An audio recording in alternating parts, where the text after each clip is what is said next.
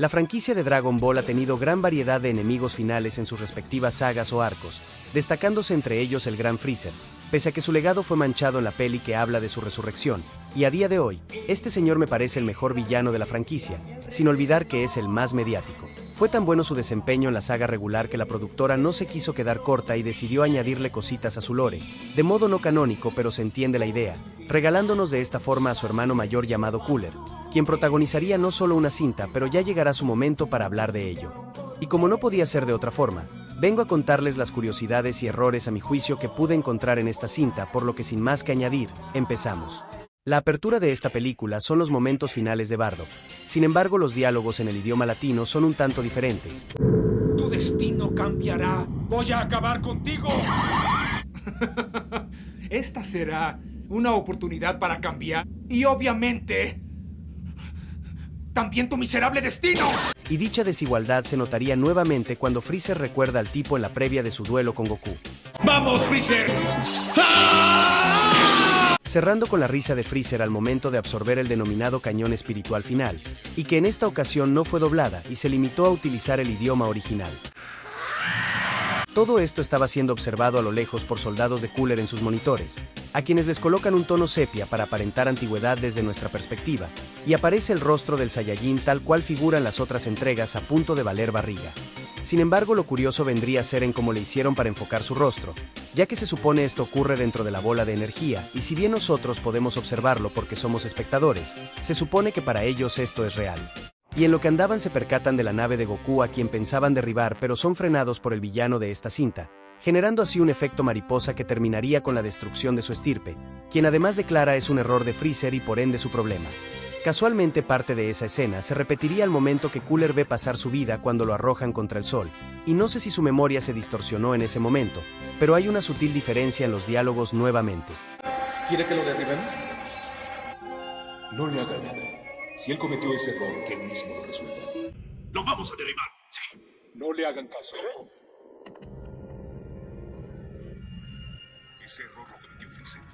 Ahora dejen que él se haga cargo. Aunque esa última versión se asemeja al presentado en su formato impreso, además que el momento donde vemos por primera vez el rostro de Cooler sería coloreado durante los créditos de la cinta. Toca presentar a los antagonistas en la película, incluido el enemigo final de turno, y estos son: Cooler es el hermano mayor de Freezer, al igual que ese muchachote, su nombre hace referencia a un electrodoméstico orientado al frío. Casualmente ambos nombres en el idioma japonés terminan en A, en lugar de ER, por lo que estrictamente hablando vendría a ser un error de traducción la forma en que los nombramos. Si bien es un conquistador al servicio del imperio familiar, también lidera un pequeño escuadrón al mismo estilo que el capitán Ginyu o Bardock, los cuales se encargan de conquistar planetas y tendrían una eficacia tremenda, ya que mientras a unos les toman conquistar un planeta en 3 días, nos costó un poco de trabajo, pero logramos conquistarlo en tan solo 3 días. Él y sus chacales se encargan de tomar 7 planetas en un día. Nosotros tenemos que apoderarnos de 7 planetas en este día. Este señor además tendría algunas similitudes con Broly. Solo entendí que tu papá te abandonó. Empezando por ser el antagonista en más de una película, ser arrojados descaradamente al sol por un Kamehameha luego de perder un choque de poderes y por cometer patricidio. Sí señores, aunque no en la trama regular pero sí en versiones alternas como en el manga de Super Dragon Ball Heroes, donde elimina a su padre sin inmutarse como lo haría Broly con Paragas. En el doblaje latino serían interpretados por Ricardo Bruce. Una transformación. Como podrás darte cuenta, Hubiera sido mejor para ustedes morir sin rebelarse, pero son obstinados. Y si gustas le puedes añadir que ambos aparecen en distintas continuaciones de Dragon Ball Z, ya sea el cameo que realiza este señor en el miniarco de Super 17, mientras que Broly sería canonizado en su propia película de Super. Eso sí, este señor es sumamente popular y ha hecho acto de presencia en otras películas como enemigo secundario, mangas y o series alternas, videojuegos y como figura de colección. Ahora bien, los soldados miembros de las fuerzas especiales de Cooler, quienes también hacen poses antes de pelear, vendrían a tomar funciones tanto de consejeros como fuerzas de choque a la hora de conquistar, por lo que técnicamente hablando harían la chamba de Zarbon y Dodoria, a la vez que el de las fuerzas especiales Ginyu, y de similar forma, portan una insignia distintiva que los destaca por encima del resto y una armadura solo vista en ellos. A eso se le llama eficiencia y saber valorar a tus empleados. Sausa, este caballero es el sublíder del escuadrón y vendría a ser el guapo del equipo, similar a Zarbon. Cuenta con un poder de pelea de 170.000, superando ampliamente al del capitán Ginyu, al igual que sus otros compañeros, pero por alguna razón no sería el más fuerte aparentemente. Eso sí, lo compensa siendo alguien sumamente inteligente. Algo curioso que lo resalta por encima de sus compañeros, es que tendría cierta popularidad al punto de figurar como cameo durante la cinta de Janemba, con ropa distinta, pero también que sería el único representante de su grupo en Budokai Tenkaichi 3, al igual que otros secuaces. Dore se le adjudica ser el más poderoso del grupo, después de Cooler obviamente, con un poder de 185.000 superando incluso la fuerza que Goku le mostró a Ginyu con su Kaioken, aunque en palabras de él: Te confieso, Ginyu, que todavía me falta mucho para llegar al límite de mi poder. Porta un accesorio único ya que su casco tiene incorporado su rastreador, el cual es de color amarillo, siendo esa otra rareza por parte del soldado. Cuenta la leyenda que antes de unirse a este escuadrón, este señor se desempeñaba como luchador estrella en la denominada Federación Espacial de Lucha Libre, a quien le valía seguir el guión y cada vez que entraba al ring, asesinaba a sus oponentes e incluso tendría un ataque patentado que veríamos aplicárselo a un guerrero Z. Neis, si bien vendría a ser el más débil del grupo con un poder de 165.000, él se encarga de las labores técnicas, como vimos al momento de enfocar la nave de Goku. Es el más alto del grupo y proviene del planeta Cooler número 6, dándonos a entender que la denominación de los mundos conquistados por su jefe era similar a los de su hermano. Dicho planeta está cubierto de agua, por lo que su especie evolucionó a partir de los anfibios. Una de sus cualidades es la capacidad de esconder la cabeza dentro de su cuerpo, similar a una tortuga. Cabe aclarar que los acontecimientos de esta película se dan entre el debut de Trunks y la aparición de los androides, por lo que en teoría en esa línea de tiempo debió aparecer Mecha Freezer y su padre el Rey Cole. Sin embargo, a este último no se le hace mención en ningún momento. Además de ello, es posible que Goku no haya derrotado al tirano con la ayuda del Super Saiyajin, sino que bastó con la Genkidama debido a que se entiende esta es la primera vez en que se transforma en el guerrero legendario. Dicho todo el contexto, el narrador nos cuenta el nombre de la película: Los rivales más poderosos. Y esta sería la última vez que una película de Dragon Ball utilizaría el opening de la saga Saiyajin y de Freezer, además de romperse la racha de apariciones consecutivas de Bulma y Shenlong en las películas, sin tomar en cuenta claro la de Bardock. Vemos a Goku entrenar en la casa del maestro Rochi, como lo haría casualmente más adelante tras recuperarse de su enfermedad al corazón, lanzando un Kamehameha y abriendo el mar como si de Moisés se tratara, pero interrumpiendo la lectura del viejo, cuya revista comparte el título de la vista en la película del Dr. Willow, y en este caso figura una rubia similar a Lanch en su versión enojada pero sonriendo aparentemente, aunque lo más resaltante es la otra chica, quien se asemeja bastante a Maron, el primer amor correspondido de Krillin. Recordemos que por poco le da upa de no ser que le avisaron que portaba rifle. Tú eres un niño, ¿verdad? Sí. ¿Qué? ¿Un niño? No lo creo. Ahí, para quien no lo sepa, Pafu Pafu significa poner el rostro de la persona en los pechos de una mujer. Aparentemente Goku estaría entrenando ahí porque ya le avisaron de la llegada de los androides y tiene que ponerse fino para el momento, además de no molestar los estudios de su hijo. Vemos el hogar del Saiyajin y aparece un escarabajo de fondo, siendo ese un guiño de lo que se convertiría más adelante el buen Gohan como investigador de insectos, es decir entomólogo, y veríamos el fruto de sus estudios en la película de Super Hero, aunque cuenta la leyenda que parte de su gusto por los insectos vendría de parte de su tío Raditz, a quien veríamos jugar con uno de ellos en el manga de Super.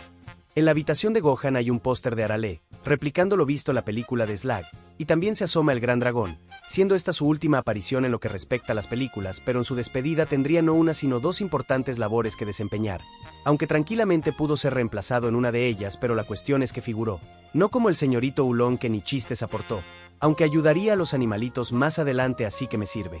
Aparece Gohan con su traje del inicio de la serie, además de su peinado tazón, y justo cuando se asoma el Gran Dragón, Goku por primera vez en la franquicia da signos de interesarse en los estudios de su hijo. ¡Gran Dragón! ¡No molestes a Gohan! ¡Está estudiando! Como veríamos más adelante luego de salir de la habitación del tiempo o en el inicio de Super al enterarse de la mansión en la que vivía su hijo.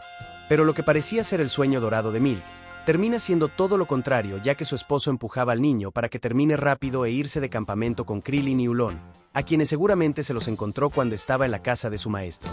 Por curiosidades de la vida, luego que Milk intenta abrazar a Goku y cae al suelo, vemos que hay restos de vajilla rota en el piso, pero al momento de su segunda caída, vemos que el piso está impecable y le falta una silla tirada. Cooler se entera de la muerte de su hermano y Sausa le comenta que fue Goku el responsable.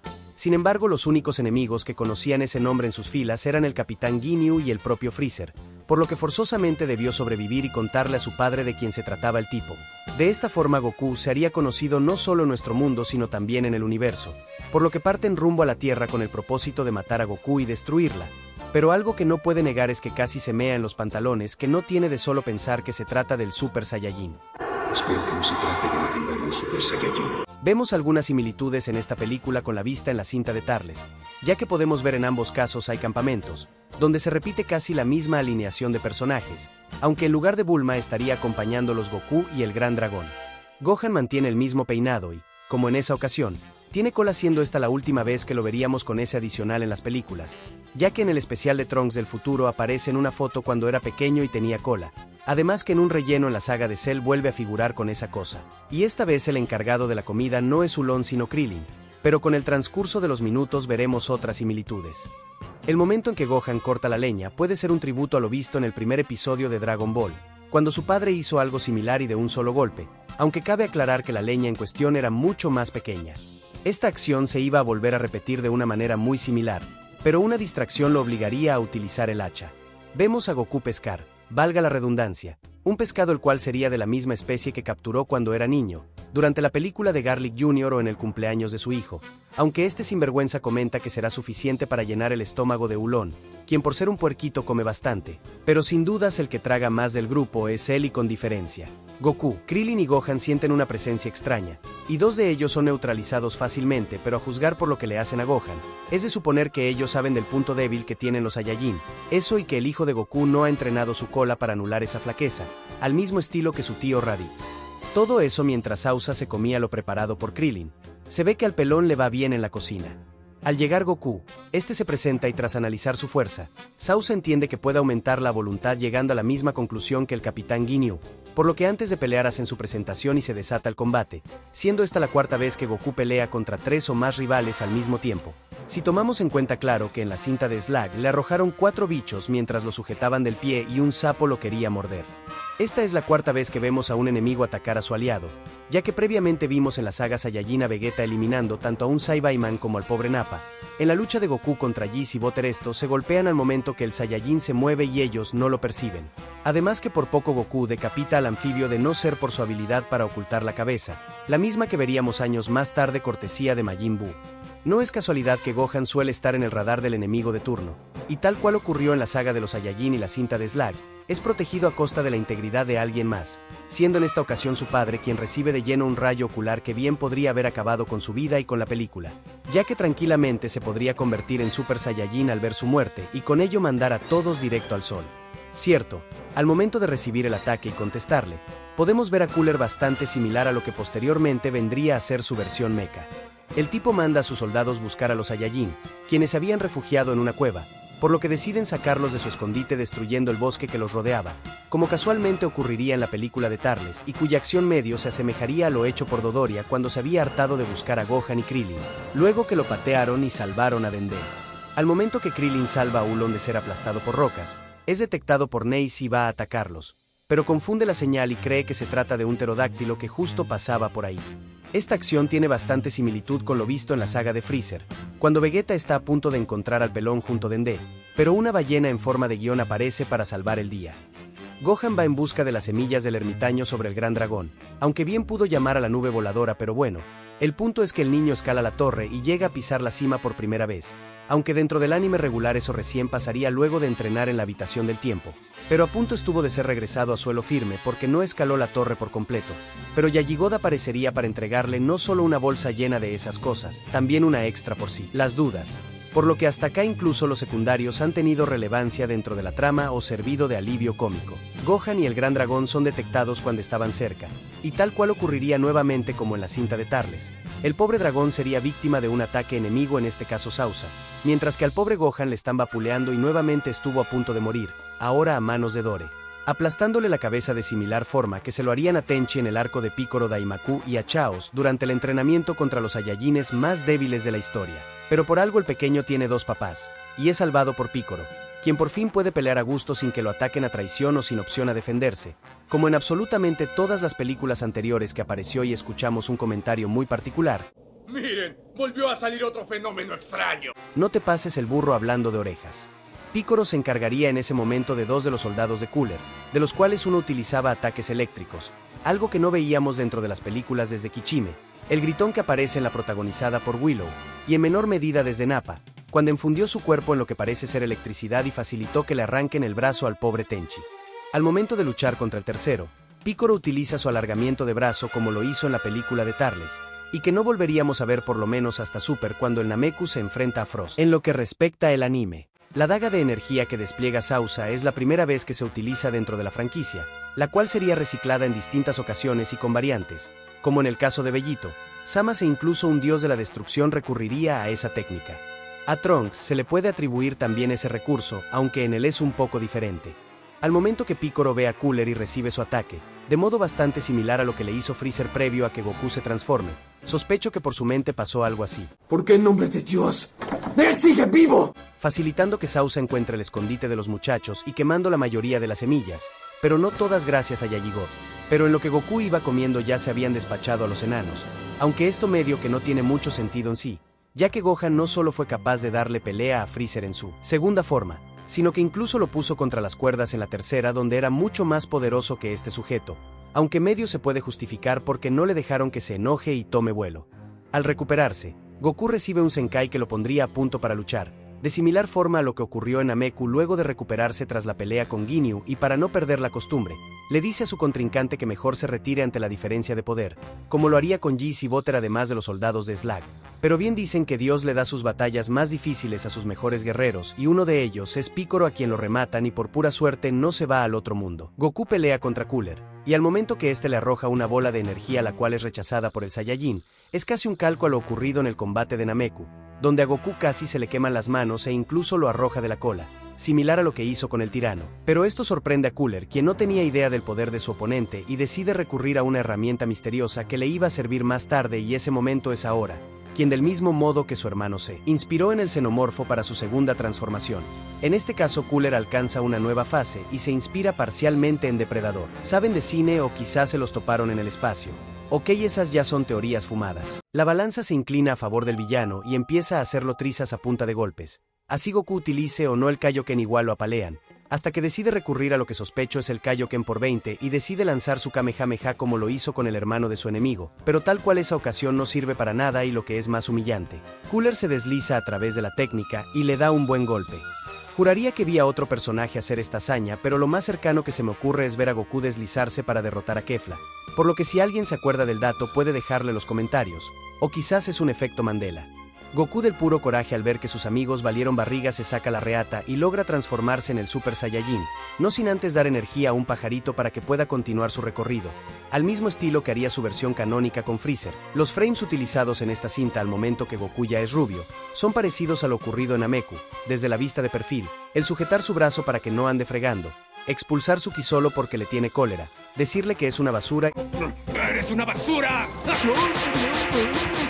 Rematando con un zurdazo que le propina en toda la jeta. Pero Cooler no es tan débil y se las arregla para arrojarle la supernova, al mismo estilo que Mecha Freezer cuando luchó con Trunks y esta vez se invirtieron los papeles, ya que fue Goku quien arrojó antes una esfera gigante de energía y ahora le toca el recibirla, aunque a diferencia del hijo de Vegeta, él no es tan fuerte como para levantarla con sus manos y prefiere lanzarle un Kamehameha por toda la escuadra hasta enviarlo al sol en segundos, lo cual es poco menos que alucinante debido a la distancia que hay entre el planeta y el astro rey, que según Google es de 150 millones de kilómetros aprox, por lo que si tomamos este ataque muy literal, estaría viajando incluso más rápido que la velocidad de la luz y mandando al tacho la teoría de la relatividad. La película cierra con todos magullados pero vivos, que es lo importante, aunque la ausencia de Picoro se nota y parece que alguien va a salir de los escombros y Gohan creería que se trata de su maestro, ya que recordemos en la película de Slag ocurrió algo similar, pero esta vez no se trataba del namekiano, sino de Sausa, aunque no pasaría de un susto ya que a la distancia sería eliminado por Picoro, siendo este el que se encargó de mandar al lobby a todo ese trío,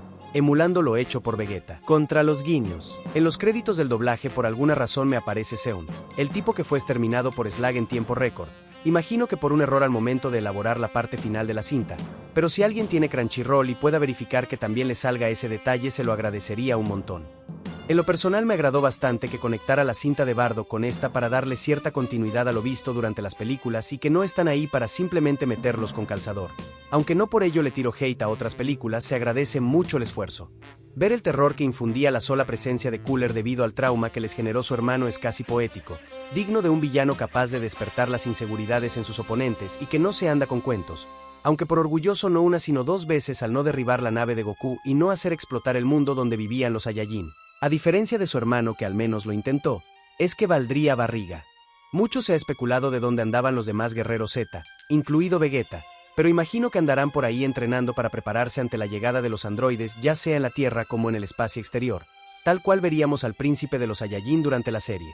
Siempre es agradable ver al señor Piccolo lucirse ante rivales accesibles porque sabemos que ni bien el villano de turno le echa el ojo, ya damos por hecho que el hombre valdrá barriga. Esa seriedad característica de Goku cuando se transforma y toda la secuencia hasta la derrota de Cooler es cine, señores. Añejado como un buen vino y que se disfruta mejor con el paso de los años. Si es que no te gustó la versión de Super, ahí sí yo no me meto. Bueno, este fue mi aporte y espero les haya gustado. Yo soy Saba y me despido. Bye. Me suscribí a este canal para ver las curiosidades de la película de Cooler y no lo hace. Los videos se hacen en orden de lanzamiento. Habla de Cooler. Oblígame. Haz el video, carajo. Orden, ya publicó el video.